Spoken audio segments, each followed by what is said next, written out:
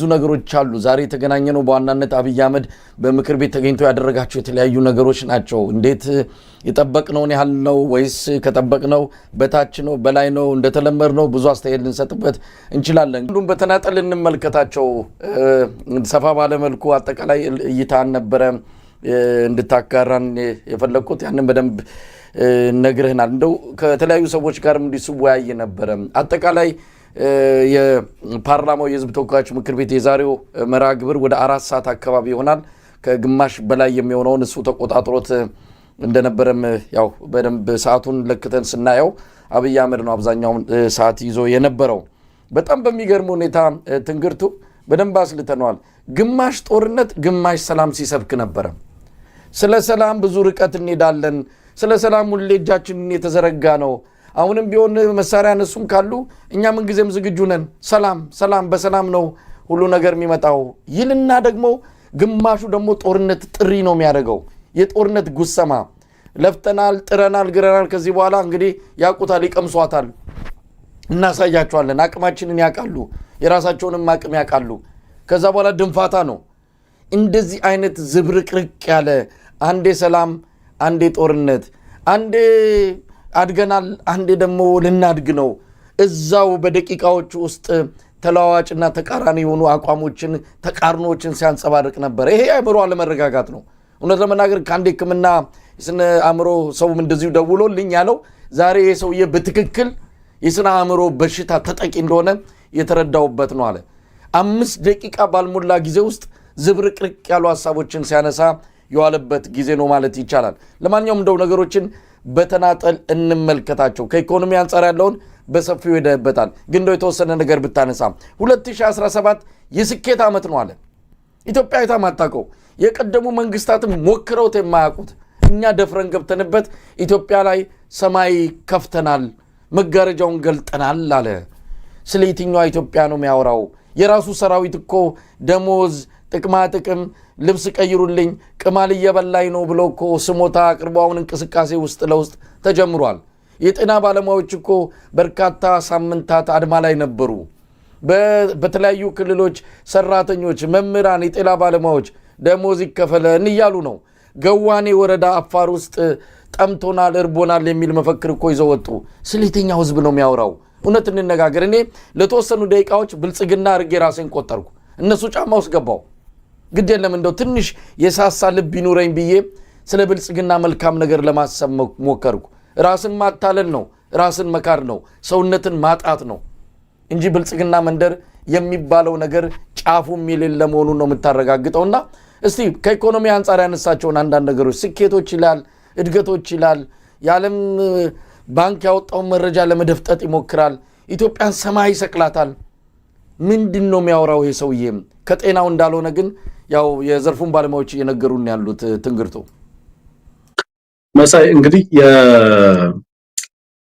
የቀደም ኢኮኖሚውን በተመለከተ እንግዲህ ኢኮኖሚ ልለካ ምንችልባቸው መለኪያዎችን ነው የምናወራው አሁን ሁለት አይነት ነገር ነው ያለው ወይ ኳንቲቴቲቭ ኢንዲኬተር አለ በአሃዝ የሚለካ አለ ሌላው ኳሊቴቲቭ ነው በሰው ልጆች ህይወት ላይ የሚመጣው ለውጥ ነው እና በመሰረተ ልማት ላይ የሚመጣው ለውጥ ነው ይሄ አገዛዝ ሊነግረን እየፈለገ ያለው ነገር ምንድነው የሚለው ነገር ነው ቀደም አንስቼዋለሁ በተለይ ኢኮኖሚውን በተመለከተ ህዝቡ በጠረጴዛው ላይ ያለውን ጧት ከእንቅልፉ ተነስቶ ለልጆቹ የሚያበላውንና የሚያቀርበውን ቁርስ ነው የሚያውቀው ወይስ በአገዛዙ ቴሌቪዥን የሚነገረውን ይመን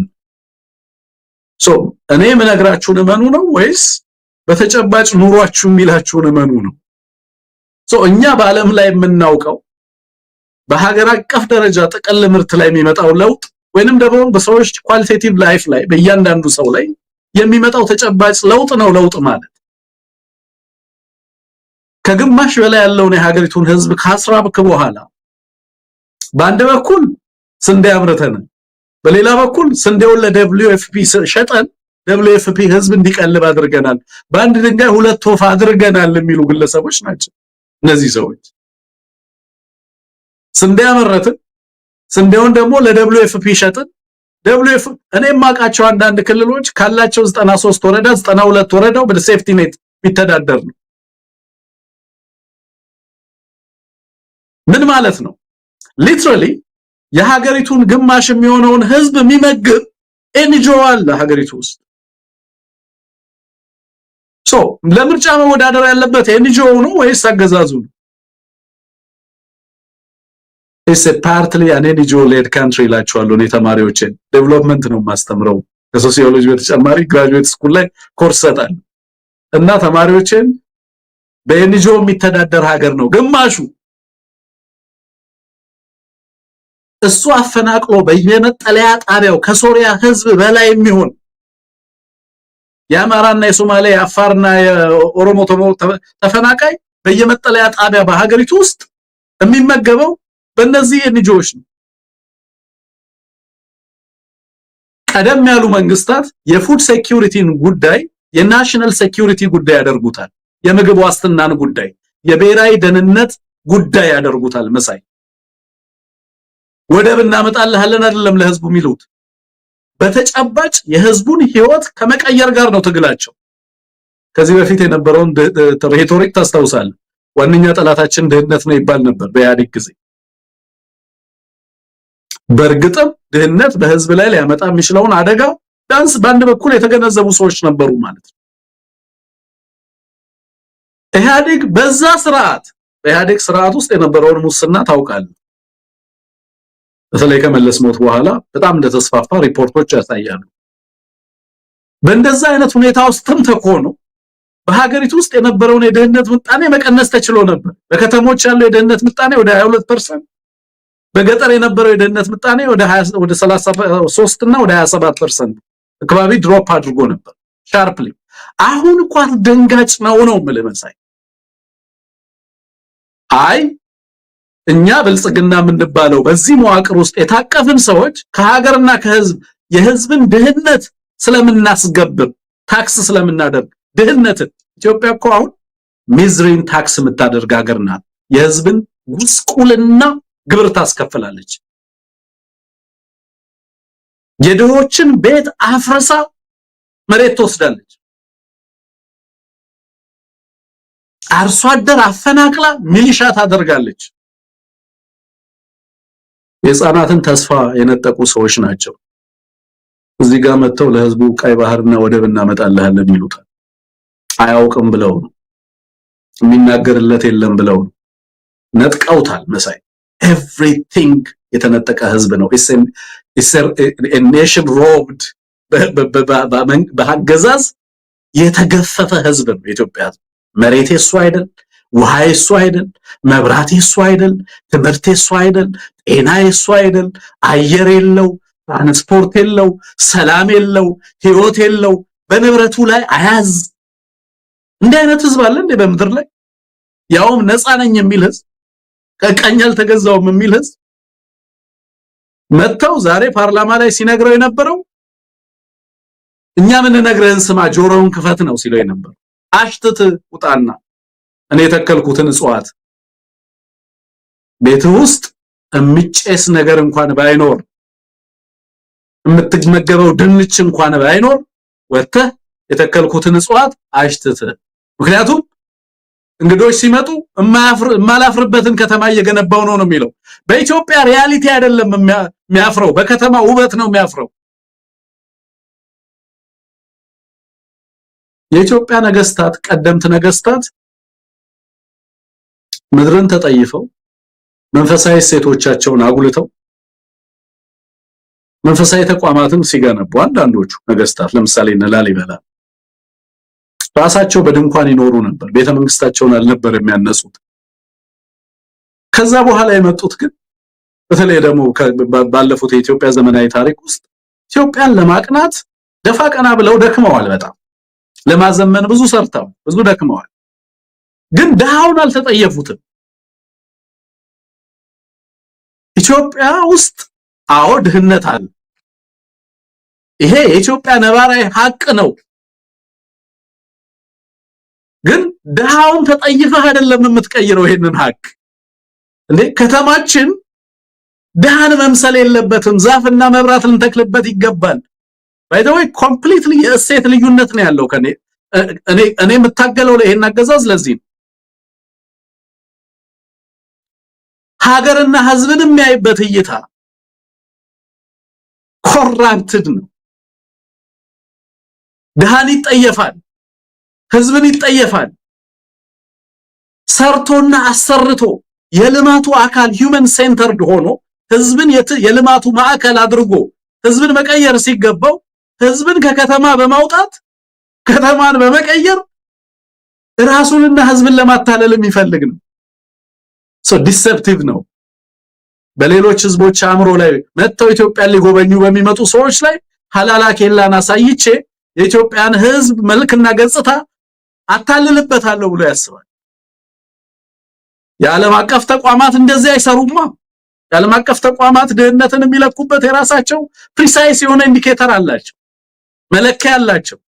እንዴት እንግባባ መሳይ? እነሱ እመኑ ጠግባቸዋል ይሉሃል፣ አንተ ደግሞ በተጨባጭ ተረባሃል። ለዚህ ነው መነቀል ነው። ዲስኦሪየንትድ ናቸው እና አብዛኞቹ አይ ቲንክ ማይንድ ሴታቸው ስነ ልቦናና የስነ ልቦና ውቅራቸው የታሪክ አረዳዳቸው ሀገሪቱንና ህዝቡን የሚመለከቱበት አግባብ የተንሸዋወረረ ነው። እዛ ደረጃ ነው የምንረዳው። ስለ ኢኮኖሚ የተሰጠውን ትንታኔ ከነክቡር ገና በላይ እኔ እንዴት አድርጌ ላስረዳ እችላለሁ? ከምጣኔ ሀብት ባለሙያዎቹ በላይ አንተ ጋርም የሚቀርቡት በዓለም አቀፍ ደረጃ በጣም የታወቁ የኢኮኖሚ ሳይንስ ልሂቃን ናቸው። በርካታ ሪፖርቶችን ጽሁፎችም የሚወጡት በእነዚህ ባለሙያዎች ነው። እነሱ ከነገሩን በላይ አገዛዙ የሚነግረንን እንዴት እንቀበልና እንዴት እንመን የሚለው ነው አንደኛው ነገር። ሌላው መሳይ ቀደም ያነሳው ነገር ከዚህ ከኢኮኖሚው ዞር ስንል ልማት በተለይ ላይ ትንሽ ሌላ አጀንዳ ለማንሳት ያህል ሳይሆን ምናልባት አንዳንድ የብልጽግና መንደር ሰዎችና አብይ አህመድ የተናገረውን ማብራራትም አያስፈልገውም። የተናገረውን ተናግሯል። ሁላችንም የመረዳት አቅም ያለን የተናገረው ምን ለማለት እንደሆነ ማብራሪያ አያስፈልገንም። ግን እሱ እኮ ያለው አዲስ አበባ ቆሻሻ ነበረች፣ አሁን ጽዱ ስትሆን አፍንጫችሁን ተጠቀሙ ያለው ጽዳቱን ለማሳየት ነው አሉን። ኦኬ እናንተም ያላችሁት ይሁን። ጽዳት ከሆነ ጽዳት እንዴት ነው ከእድገት ጋር በምን ይገናኛል? ጽዳት ሌላ ጉዳይ ነው። ምናልባት አንዱ መለኪያ ሊሆን ይችላል፣ እሱ ሌላ ነው። ግን አፍንጫችሁን ተጠቅማችሁ ጥሩ ሽታ ከሸተታችሁ ኢትዮጵያ አድጋለች ብሎ ድምዳሜ መስጠት እንዴት ይቻላል የሚል መከራከሪያ ሲመጣባቸው ብዙ ርቀት አይሄዱም። እዛው ላይ ፍሬን ይዛሉ፣ በአይን ይዋሉ። እንደ አዲስ አበባ እኮ የ5 ሚሊዮን ምናልባት በዛ ከተባለ 7 ሚሊዮን ነዋሪ ናት። የ130 ሚሊዮን ነዋሪን ህዝብ እድገት አዲስ አበባ ላይ በሚሸተትና በሚታይ ነገር እንደው ያለውም እውነት ይሁን አዲስ አበባ ከብዷት በኢንዱስትሪ ሰመጠችም እንበል። የአዲስ አበባን እድገት ለ130 ሚሊዮን ህዝብ እንዴት አድርገን እንመንዝረው?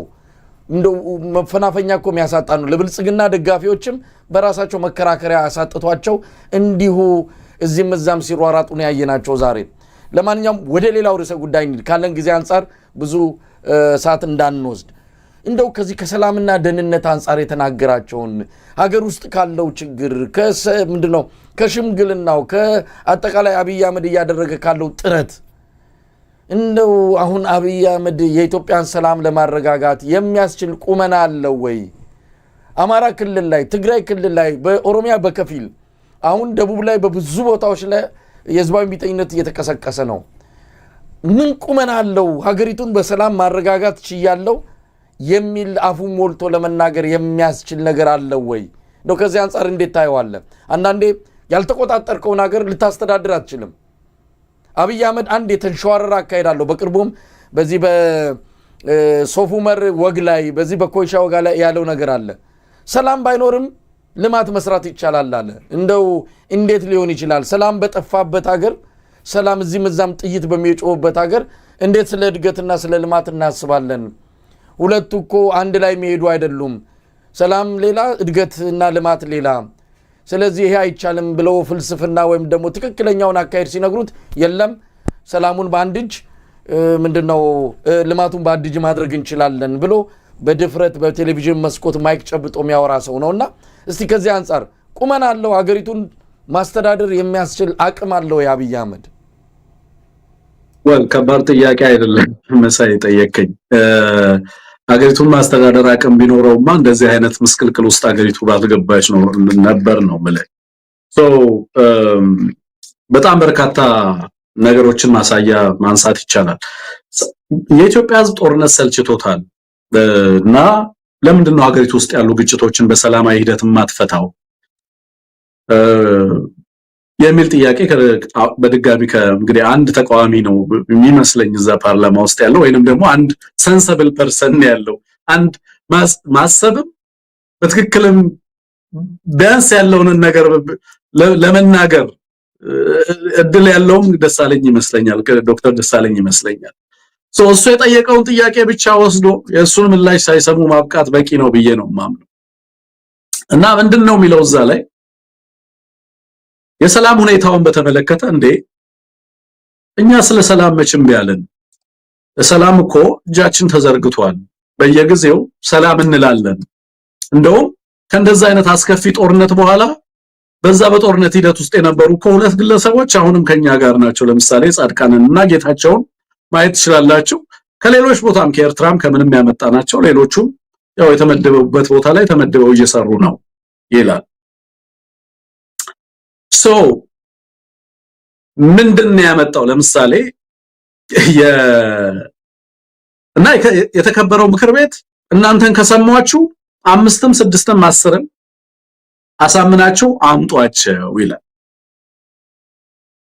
አየህ መሰረታዊ ችግሩ እሱ የሀገሪቱን ችግር የሚገነዘብበት መንገድ ነው በተደጋጋሚ ሀገሪቱ ውስጥ የሚታገሉ ኃይሎችን ሚሊሾች እንደሆኑ አድርጎ ወደ በዛ ደረጃ ሬዲዩስ አርጎ ሊያወራ ይፈልጋል የህዝብን ጥያቄ ያቃልላል የማዳበሪያ ጥያቄ ነው ይላል ብዙ ጊዜ የሚናገረውን ነገር ተሰማዋል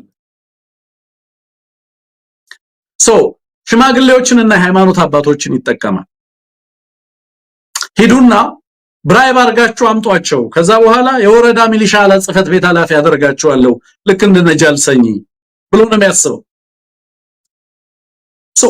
ያንዳንዱ ሰው በዚህ ትግል ሂደት ውስጥ የገባው የወረዳ ሚሊሻ ጽፈት ቤት ኃላፊ ለመሆን ነው የሚመስለው ወይ ደግሞ ከፍ አለ ከተባለ የምስራቅ አፍሪካ ምናምን አማካሪ ተደርገ ከሱ ጎን ትቀመጣለህ በመሰረቱ ጦርነትን ያዋለዱ ፖለቲካዊ ቅራኔዎች የሚፈቱበትን መንገድ አያስብም ጉዳዩም አይደለም ምክንያቱም ኢትዮጵያ ወጣቶች አሏት መዋጋት ይቻላል ብሎ ያምናል ለሌሎች ሀገራት በተጨባጭ ይሄንን ተናግሯል እኛ ኢትዮጵያውያን እኮ ጎበዝ ተዋጊዎች ነን ወጣቶች አሉ እናንተን ወታደሮች ወደ ሶማሊያ አትላኩ እኛ ሄደን እንዋጋላችኋለን ክፈሉን ኢትዮጵያን ወጣቶች ልካለው እኮ ነው አይደለም ያልኩት ቶም ጋርነን የጻፈው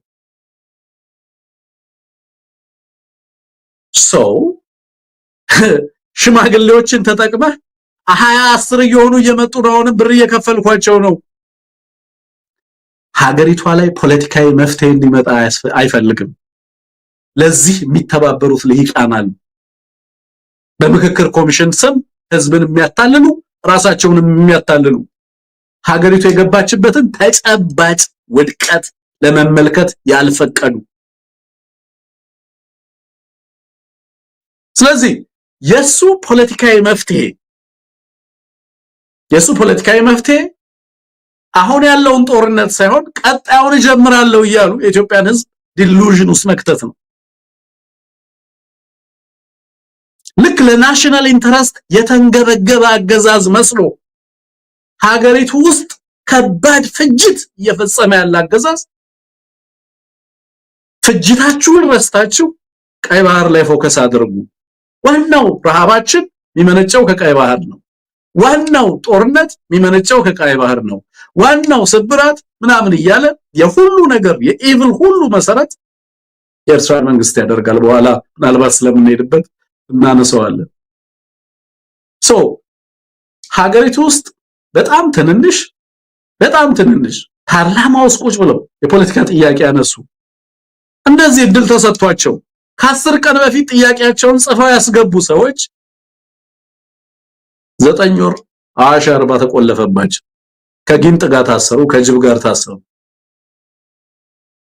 ፖለቲካ ጥያቄ እንደው የሚያነሷቸው ጥያቄዎች እንደው ልብ ያለው አገዛዝ ቢሆን ሪፎርም እንዲያደርግ ያግዙት ነበር። እነዚህ ሐሳቦች በጠላትነት ተፈረጁ። ምክንያቱም ከአማራ ነው የአማራ ተወላጆች ናቸው ተብለው ስለታሰበ በእንደዛ አይነት ስለዚህ በዛ ደረጃ ሲያቃልለው ታያለ። እንጦጦ ገባ መለስን ዙሪያ መለስን መቆጣጠር አልቻለም። አዲስ አበባ ላይ ኤፌክቲቭ ኮንትሮል የለውም። ከወልቂጤ ከ10 ሰዓት በኋላ ባሶች አይንቀሳቀሱም። ከጅማ ከ6 ሰዓት በኋላ ባስ አይወጣም። አርሶ አደሩ ያመረተውን ወደ ገበያ መላክ አይችልም። እየታነቀ በሚሊሻነት የሚዘምትበት ሀገር ነው። ወጣቶችና ልጆች ትምህርት ቤት አይሄዱ። ሚሊሻ ይመለምላል ከትምህርት ቤት። ምዕራብ ሸዋ፣ ሰሜን ሸዋ ምናምን ተብለው የሚጠሩ አካባቢዎች ላይ ወጣት መቅረቱን ይጠራጠራሉ። ይሄ ሰውዬ ምን አይነት የፖለቲካ መፍትሄ ሊኖረው ይችላል? የሀገሪቱን ጥያቄ የህዝብን ጥያቄ የሚደረጉትን ትግሎች ሁሉ ወታደራዊ የትጥቅ ትግሎች ሁሉ ለኤክስተርናል ፋክተር አትሪቢዩት ካደረገ ለውጭ ኃይሎች አትሪቢዩት ካደረገ ተጨባጩን የሀገሪቱን ችግር ለማየት ፈቃደኛ አይደለም። ከዛዝ ዲያሎግን በተመለከተ ብሔራዊ ምክክሩ ሁሉንም አሳታፊ ነው ይላል፣ ኢንክሉሲቭ ነው ይላል በተደጋጋሚ። የአሜሪካ ኢንቨስትመንት ክላይሜት ሪፖርት ናሽናል ዲያሎግ ኮሚሽኑ ሙሉ ለሙሉ በህዝብ ዘንድ ተቀባይነት እንዳጣ በፖለቲከኞችም ሀገሪቱ ውስጥ ባሉ ተቃዋሚ ኃይሎችም ቅቡልነቱን እንዳጣ ጽፎታል። ግማሹ ህዝብ የመከረ ግማሹ እምቢ እንዳለው ኦሮሚያም አማራ ላይም ተናግሯል። ትግራይም እንደዛው። ይሄ ከሆነ በኋላ ግማሹ ህዝብ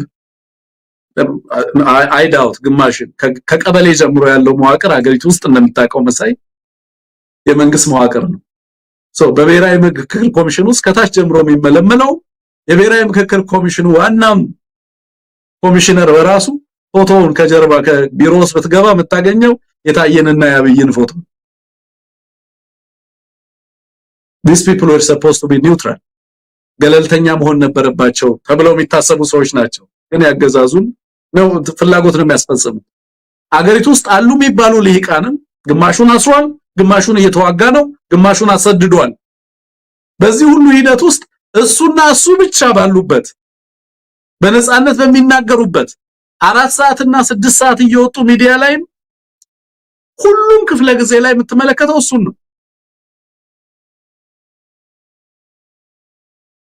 ይሄ ሁሉ በሆነበት ሁኔታ ውስጥ የሀገሪቱ ላይ ፖለቲካዊ መፍትሄ እንዲመጣ በተግባር ኮሚትድ ሆኖ የሚሰራ አካል እንደሌለ ዛሬ የተናገራቸው ነገሮች ግልጽ ናቸው። አባብላችሁ አምጡልኝ የሚል ሰው እንዴት ፖለቲካዊ ምላሽ ሊሰጥ ይችላል ብለህ ታስባለህ? ሌላው ጻድቃንና ጌታቸው ምን ጠቅመውታል መሰለ? አንድን ኃይል በጦርነት አሸንፈው በኋላ ላይ አንበርክኮ በሰላማዊ በስምምነት ስም እዛ ቦታ ላይ ማስቀመጥ እንደሚቻል መጥፎ ምሳሌ ሆነው አገልግለውታል። አሁን ለፖለቲካው በደንብ እየተጠቀመባቸው ሌሎቹንም እንደዚሁ አሸንፌ የወረዳና የሚሊሻ ጽፈት ቤት ኃላፊ ያደርጋቸዋለሁ ብሎ ያስባል። በመሰረቱ የፖለቲካ መፍትሄ እንደሌለ ሀገሪቱ ውስጥ ምርጫውን አስመልክቶ የተናገራቸውን ነገሮች ማንሳት ትችላለህ። ሀገሪቱ ውስጥ ያለውን ጦርነት እንዴት እንደሚመለከት ማየት ትችላለህ። የፍትህ ተቋማትን ጉዳይ የሚያነሳበትን አግባብ ትመለከታለህ። አብዛኛውን ነገር ስትመለከት በእርግጥም ከዚህ አገዛዝ የምትጠብቀው መፍትሄ የለም እና የተጀመሩ ትግሎች ተገቢነት ያላቸው ከትግል ውጪ ምንም መፍትሄ በሀገሪቱ ውስጥ እንደሌለ ማሳያ እንደሆነ ትመለከታለህ። ፓርላማው ግለሰቡን አገዛዙን ተጠያቂ የሚያደርግ ተቋም እንዳልሆነ ትመለከታለህ። ጦርነት ላውጅ ነው ሲላቸው ያጨበጭባሉ።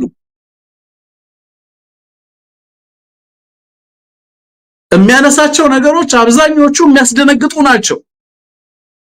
ከላይ የተቀመጡ ዲፕሎማቶች ፊታቸው ላይ የነበረውን ነገር ትመለከታለህ። የሚናገረው ነገር ሁሉ ስጋት ውስጥ የሚከት ነው። ቀጠናውን ስጋት ውስጥ የሚከት ነው።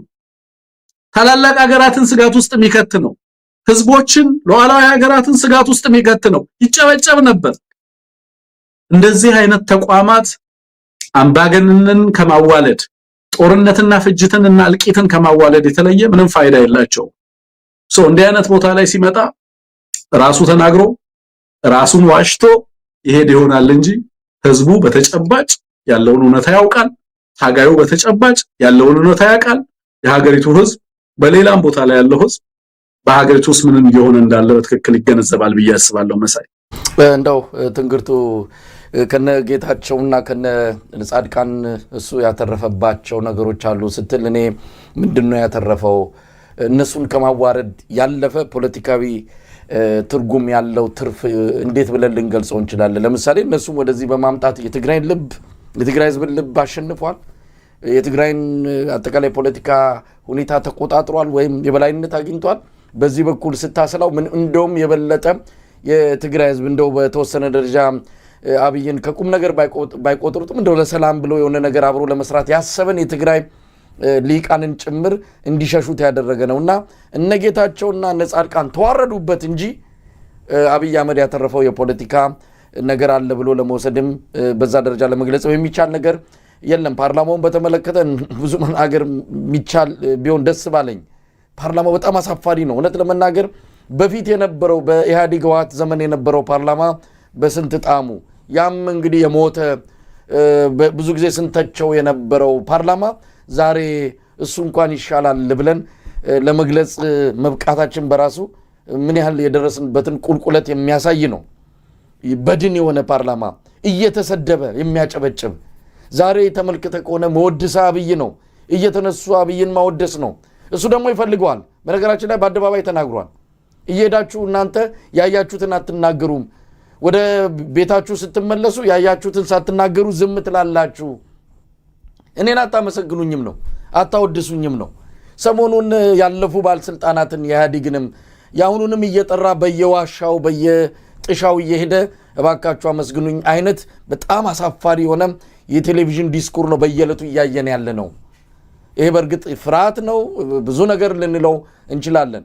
ከዚህ አንጻር አብይ አህመድ በቴሌቪዥን በስቶ መታየቱ እሱን እንዲያመሰግኑ የገዛ ሚኒስትሮችን እንደ ሌላው ቀርቶ ዞን አላየውም ነበረ በአንተ ጊዜ ነው ዞን ያየሁት የሚል ሚኒስትር የመጣበት ዘመን እኮ ነው። እንዴት ቁልቁለት ውስጥ እንደገባን ከዚህ በላይ ማሳያ የለም።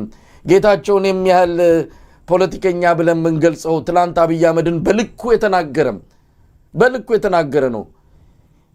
የፖለቲካ ደንቆሮ እንደሆነ ድንክ እንደሆነ ሲናገር የነበረ ዛሬ አንተ መተህ ምንድነው ሶፍ ዑመርን አየነው። ያኔ ስንመጣ አይቼዋለሁ ግን መንገድ የሚሰራው ለዘረፋ ነበር አለና ከእንደገና ራሱ የተናገረውን ራሱ ያረመበት እጅግ አሳፋሪ መንሸራተት ውስጥ የገባው ጌታቸው ምንድነው ነገሩ? ኢትዮጵያ ውስጥ የገባው በተለይ ብልጽግና መንደር ያለው ነገር በጣም የሚያስደነግጥ ነው። ለማንኛውም እስቲ ወደ ወለጋው ጉዳይ እንምጣ። ትግራይ የነበረው ጦርነት ተጋኗል አለ። ከወለጋው አንጻር ስናይ የትግራዩ ተጋኗል ሲል በብዙ መንገዶች ልናይ እንገደዳለን። ትግራይ የደረሰውን እያሳነሰው ነው። ተጠያቂነት እንዳይመጣበት 1 ሚሊዮን ሰው አልቋል። ከ100,000 በላይ ሴቶችና እናቶች ተደፍረዋል። ከ2 ሚሊዮን በላይ ሰዎች ተፈናቅለው በየመጠለያ ጣቢያ ገብተዋል። ትግራይ ደቃለች፣ ምንም ነገር የለም የሚለውን ይህንን ወንጀል በሱ ላይ እንዳይቆጠርበት እያሳነሰው ነው ወይስ ያልተነገረ የተደበቀ የወለጋ እልቂት አለ ማለት ነው? አብይ አህመድ አንዳንዴ የፖለቲካ ደሃ ነው እንደተባለውም የፖለቲካ ድንክ ነው። ይህንን መናገር አልነበረበትም። ዛሬ ግን አፈነዳው። የወለጋ እልቂት ይበልጣል ነው፣ የወለጋው ጦርነት ይበልጣል ብሎናል። ይህንን እንዴት እንረዳው? ትንግርት ውስጥ ያንተ ምልከታ ምን ይመስላል? መሳይ 3 ነገሮችን ማለት ሊሆን ይችላል። አንደኛው እንዳልከው በነገራችን ኢትዮጵያ ውስጥ ፎልስ ኢኩቫለንስ ማምጣት የተለመደ ነው። ለምሳሌ የክርስትና እምነት ተከታዮችን መናገር ከፈለገ አገዛዙ የእስልምና እምነት ተከታዮችም እንዲገቡ ይደረጋል። መናገር የፈለገው ፋኖን ከሆነ ሸኔና ፋኖ ተብሎ ይመጣል። ይሄ እንደዚህ አይነት ባይነሪ ፎልስ ባይነሪ አለ፣ የተለመደ ድንቁርና ነው። ምንም ትርጉም የሚሰጥ አይደለም። የትግራይንና የወለጋን እልቂት ያነጻጸረው በምን ምክንያት በምን መንገድ ነው? እንዳልከው አንደኛው ትግራይ ላይ ወለጋ ላይ ያደረስኩት እልቂት ይበልጣል እያለ አንደኛው ሊሆን የሚችለው እንግዲህ በሱ አገላለጽ ትግራይ ላይ እንግዲህ በቀጣይ በቂ ውድመት አላደረስኩም ባይ ነው ማለት አንደኛው ትርጉሙ እሱ ነው ሊሰጥ የሚችለው ትርጉም። ሁለተኛ የወለጋው እልቂት ከትግራይ ከፋል እያለ ሊሆን የሚችለው ትርጉም እንግዲህ እንትኖችን ነው እያስቀመጥኩ ያለው። ሶስተኛው የራሴንም ምለውን ማህበረሰብ የወጣውበትን ማህበረሰብ አያወደምኩ ነው፣ ስለዚህ ትግራይ ላይ ያለውን ብቻ ለምንድን ነው እንትን የምትሉት ምናምን የሚል አይነት ነገር ለመስጠት እየሞከረ ነው ያለው።